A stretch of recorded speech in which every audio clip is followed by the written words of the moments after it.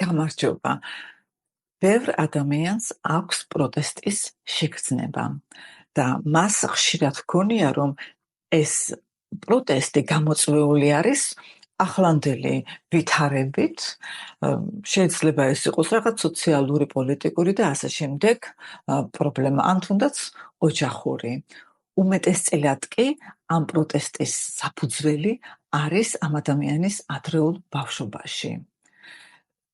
საიდან ყალიბდება ეს ძლიერი პროტესტის გრძნობა, რომელიც შემდეგ ამ ადამიანს მთელი ცხოვრების განმავლობაში გაჰყვება და მას ყოველთვის ეგონება, რომ ის ცხოველებს იცავს და უყვარს ცხოველები და ამის გამო არის ეს ძალიან ისეთი აჟიტირებული ცხოველების დამცველი, ან გარკვეულ ღირებულებებს იცავს და ამიტომ არის ამა თუ იმ პარტიული მიმართულების მხარდაჭერი და ასე შემდეგ.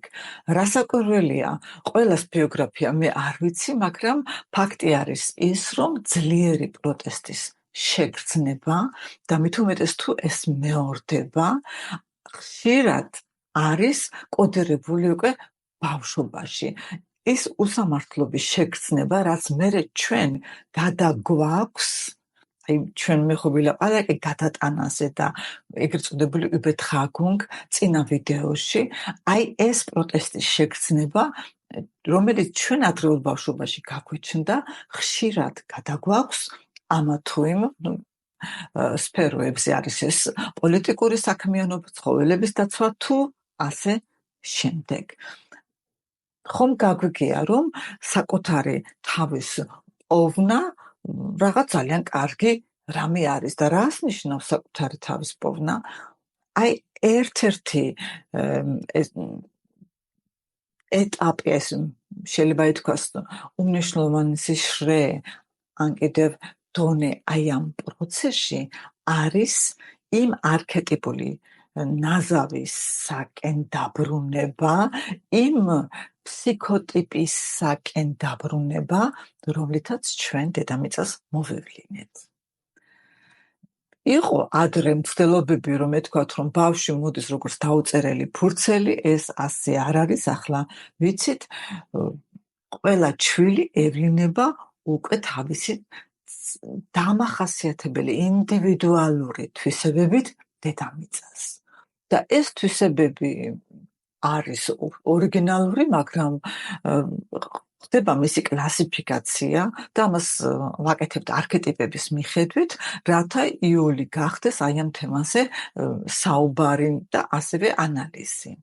ჩვენ წარმოვიდგინოთ ასეთი რამე და ეს მაგალითი ხშირად გამიჟღერებია ჩემს ვიდეოებში, რომ იბადება გოგონა ყველაზე გავრცელებული არქეტიპით, ეს არის მედია, იგივე ჰეკატე საქართველოში. გერმანიაში ნათქვამი მაქვს, რომ გავრცელებული არქეტიპი არის ქალებში არტემისი, ეს არის ბეჯითი, დამჯერი, ორგანიზებული, ძალიან მიზანსწრაფული, ასევე მეომარი, მებრძოლი ბუნების არქეტიპი. საქართველოში კი ტიპიური ქართული არქეტიპი, რომელიც არის მედია და ასევე როგორც თქვი, ჰეკატესაც ვუწოდებთ და გრძნეულსაც ვუწოდებთ, მას არის ისეთი ცოცხალი დინამიური ხარტი, ფანტაზიის მოყვარული, შეიძლება ითქვას, ცოტა ახტაჯანა, ცოტა მაკვარანცხი, როგორც ამბობა უყვართ ხოლმე თქმა. ასეთი გოგო. მე მითქვია და კიდევ გავიმეორებ, რომ ყველაზე იული არის ამ არქეტიპს დავაკვირდეთ ასტრიდ ლინდგრენის პეპი გრძელიწინდას მაგალითზე, სადაც არის პეპი არის გრძნეულის როლში და ანიკა კი არის, ეს არის ერთ-ერთი ყველაზე სასურველი არქეტიპი დედებისათვის, ეს არის პრინცესას პერსეფონეს როლში. დამჯერი ჭკვიანი გოგონა, ასევე მოვალეობის შეგრძნებით და რაღაც ნაწილი აქვს ასევე არტემისიდან ასე. ხო, ეხლა წარმოვიდგინოთ ასეთი რამ, რომ ყველა დედას უნდა გქონდეს იოლად საქმე, გყავდეს შვილი, რომელიც მალე გაიგებს, რასაც ეტყვის, დაუჯერებს, რადგან ყველა დედას აქვს შიში შვილის დაკარგვის და ნიშნავს, რომ დედამ რიგი საფრთხეები იცის და უნდა რომ აი ამ შვილმა დაუჯეროს, რათა ის ამ საფრთხეებს აარიდოს. თუ რიგი არქეტიპები, თუნდაც ეს პრინცესა პერსეფონე არის ისეთი, რომელიც მოусმენს და თავს დაუკანტურებს და დაუჯერებს და ასევე არტემისიც გარკვეულწილად მიეკუთვნება აი ასეთ არქეტიპებს და არიან კიდევ სხვებიც. გრძნეული არის ის არქეტიპი, რომელიც ერთ ყურში შეუშვებს და მეორედან გამოუშვებს ამ ნათქვამს. მას უყვარს თავგადასავლები. აი თქვენ ნახეთ კიდევ BBC ფილმი, ცნობილი ფილმი, ადრეული ფილმი, რომელიც მომწონს, მაგრამ ყველაზე კარგია და მე რომ წაიკითხოთ წიგნი და მე დიდი იმედი მაქვს, რომ ჩემ თაობას ყველას წაკითხული აქვს ეს წიგნი. მე ვერ წარმომედგენია ბავშვი, რომელიც არ წაიკითხავს, რომელსაც არ აქვს პეპი გრძელი წინ და წაკითხული. და თუ ეს მომხდარია და თუ თქვენ გაინტერესებთ, აი რომ მომყვეთ, მაშინ უნდა წიგნი წაიკითხოთ და დიდ სიამოვნებასაც მიიღებთ ამ წიგნიდან. აი როცა დედას ესეთი შვილი ჰყავს, როგორც პეპი გრძელი წინდა არის, მისი მსგავსი, ის უსაფრთხოების ინტერესებიდან გამომდინარე აუცილებლად შეესდება მის კალაპოტში მოქცევას. თუ დედა არის არტემისი, მით უფრო რას გვებავში აღჯერებს. აქედან გამომდინარე ძალიან ბევრი დათრგუნული პეპი გრძელი წინდა არის ჩვენს გარშემო და ასევე გერმანიაში, სადაც ვცხოვრობ, მაგრამ ჩვენთან ის არის ძალიან გავრცელებული ფსიქოტიპი. და რა ხდება ამ დროს? აი ნახეთ, ბავშვი არის სწრაფი, ცოცხალი, დინამიური, შეიძლება იქ რაღაც ფანტაზიები აქვს და შეიძლება ეს ფანტაზიები ტყუილში ჩაუთვალონ, ან შეიძლება კიდეც შეგნებულად მოიტყუილოს რაღაცა რომ მიიღოს. ეს არის გადარჩენის დიდოსტატის შემდგომ, როცა გაიზრდება, მაგრამ ბავშვობაში ბევრ რაღაცა შეიძლება ვერ მოზომავს და შესაძლებელი არის ის რაღაც ტყუილში გამოეჭირონ, რაღაცა ზურგს უკან რაღაცა პატარა თვალთმაქცობაში გამოეჭირონ. ეხლა მოწოდინებულია ოჯახი, წარმოვიდგინოთ, რომ ეს გოგონა, პატარა გოგონა, კალაპოტში ჩააყენონ ბავშვის ინტერესებიდან გამომდინარე. და მე აქამდე დედა არ მინახია, რომელიც სხვა ინტერესები ამოძრავებდეს. შეიძლება არსებობს სამყაროში, მაგრამ აი უმეტესი დედებს უნდათ, რომ შვილი დაიცვან. და ცდილობენ, რომ ის გარდაქმნან ან არტემისად, ესე იგი ბეჯითი ზის წიგნებთან სწავლობს კარგად, აქვს კარგი ნიშნები და ასე შემდეგ და ან კიდევ ესეთი ძალიან პოზიტიური ენერგიის მქონე, ასევე დედას საყვარელ გოგონად, პერსეფონეთ მაგალითად. ეს ორი ყველაზე ალტერნატიული, ყველაზე გავრცელებული ალტერნატივა არის პეპი გრძელი წინდასათვის. ეხლა რა ხდება? აი იმ ცოცხალ ენერგიას, რომ წლების განმავლობაში თანამიმდევრულად სხვადასხვა მეთოდებით რომ აქცევ კალაპოტში და მიიღებ შედეგს.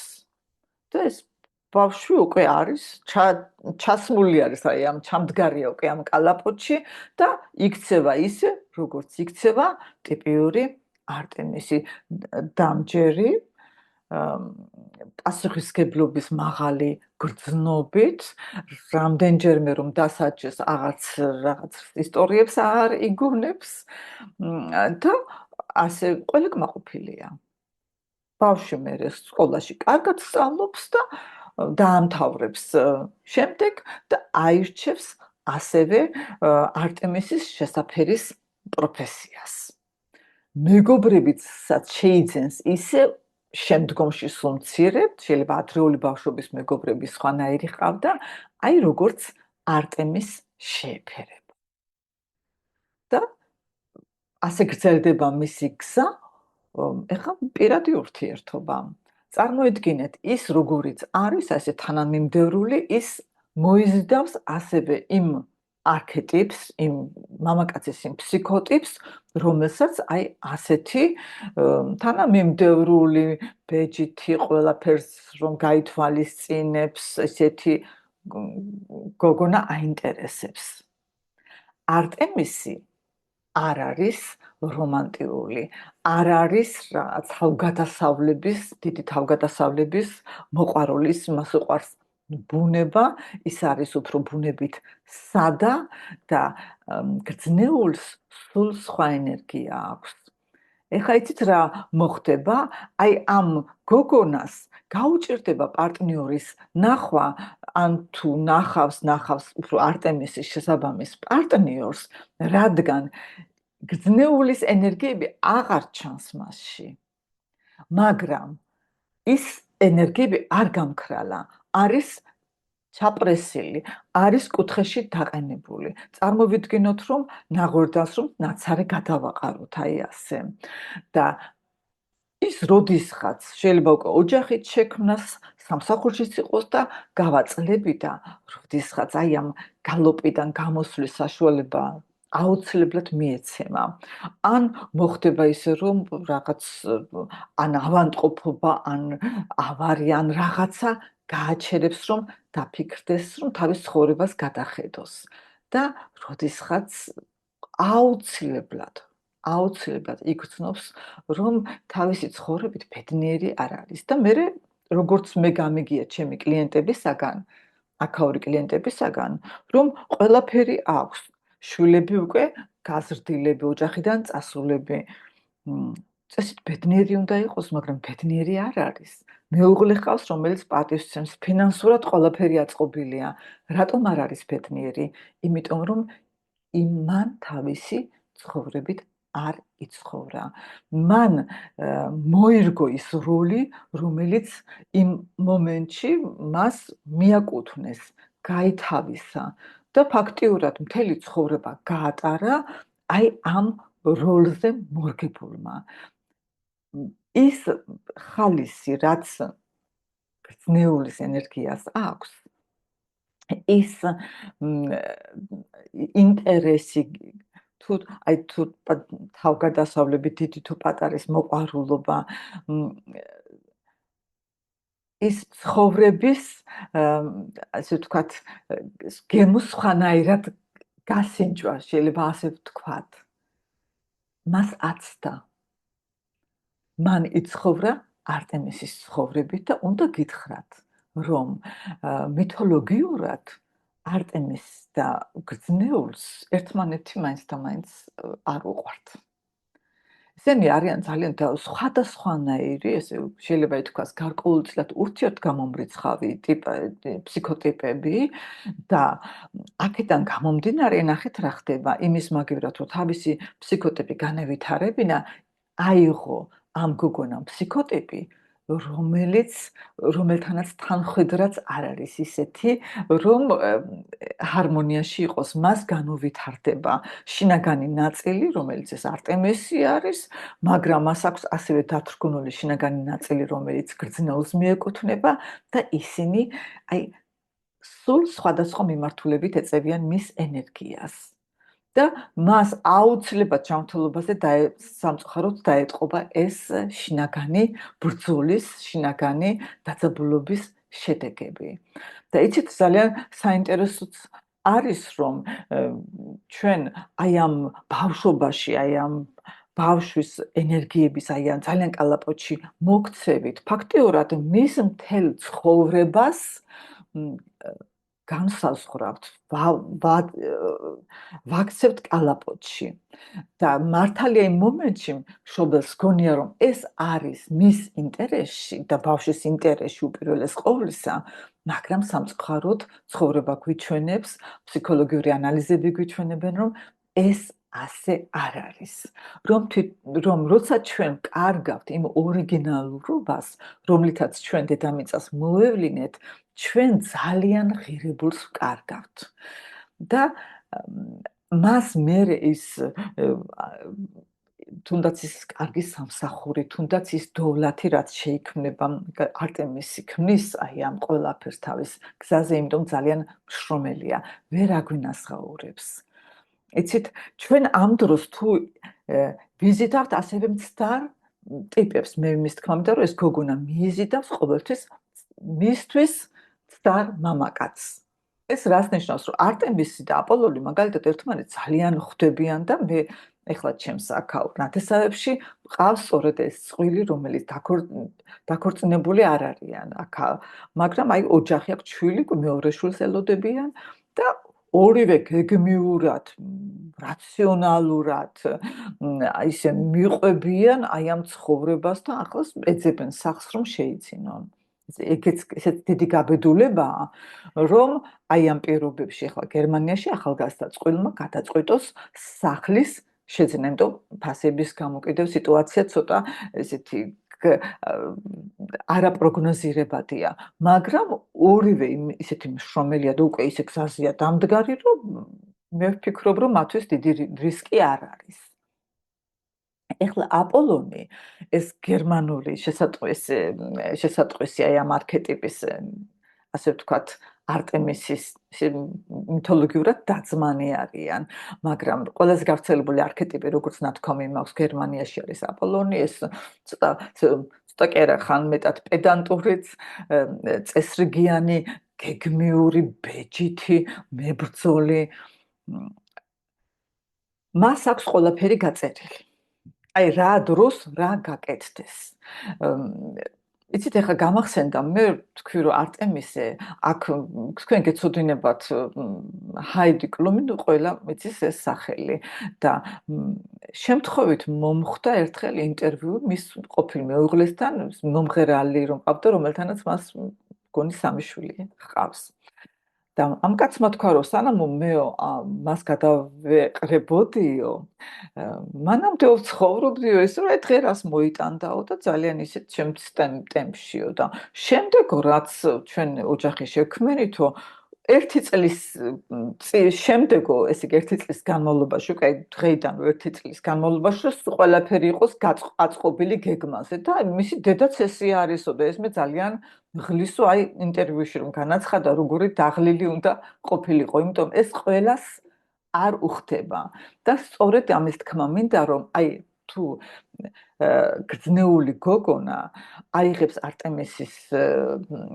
შევა არტემისის როლში და ის მერე აპოლონს გადაეყრება და მასთან შექმნის ოჯახს, ისინი შექმნიან დოვლათს, მაგრამ ეს ქალი იქნება სულ დატანჯული, იმიტომ მისი ცინცხალი ენერგია შეეცდება, აპოლონი შეეცდება, რომ ის კიდევ უფრო მკაცრ კალაპოტში მოაქციოს, ვიდრე მისმა მშობლებმა თავის დროზე ის მოაქციეს და გარდაქმნეს არტემისად. და თვითონაც გაუკვირდება, რომ როდესაც გაჩერდება და დაფიქრდება, რატომ არ არის ბედნიერი.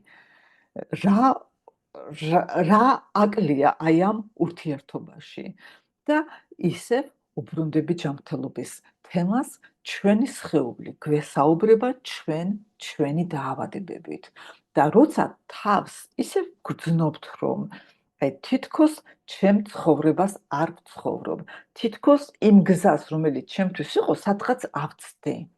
და ამავე დროს თუ ხდება ფსიქოსომატიზირება, ესე იგი, თუ მაქვს მე რიგი პრობლემები სხეულებრივ დონეზე, რომლის ახსნა არ შემიძლია, მაგრამ ანალიზები აჩვენებენ, რომ არაფერი ორგანული არ მაქვს, ნიშნავს, რომ შიგნით არის კონფლიქტი, რომლის გამოხატვაც ხდება სხეულებრივ დონეზე. აი აქ უკვე მოსულია უკვე ის პუნქტი, რომ ყველაფერი გვერდზე გადადოს ადამიანმა, თუ შეუძლია მას და თავის თავს ჩაუყურადოს და აქ უკვე აი ამ მომენტში უკვე ჩვენ ამ გზას, რომელიც გავიარეთ, ისე ვართ უკვე ჩვენი საწყის გზას აცდენილი, რომ აუცილებლად დაგვჭირდება პროფესიონალური დახმარება და იქაც ძალიან დიდი მადლობა უნდა აღვოვლინოთ სამყაროს, თუ ამ დახმარების საშუალებით იმ გზას დაუბრუნდით. იმიტომ ეს არის პროცესი და ეს არ არის იოლი საქმე, მაგრამ ეს არის შესაძლებელი და აი ამას ვუსურებ ყველას, რადგან ძალიან მნიშვნელოვანია ჩვენი კარგად ყოფნისათვის, ჩვენი ჯანმრთელობისათვის, ჩვენი შინაგანი კმაყოფილებისათვის, აი იმ ჩვენს საწყის ფსიქოტიპთან დაბრუნება და მისთვის დაგვიანებით, მაგრამ მაინც შობს გვიან ვიდრე არასდროს იმ განვითარების შესაძლებლობების მიცემა, რომელიც მას იმ ბავშვობაში დააკლდა.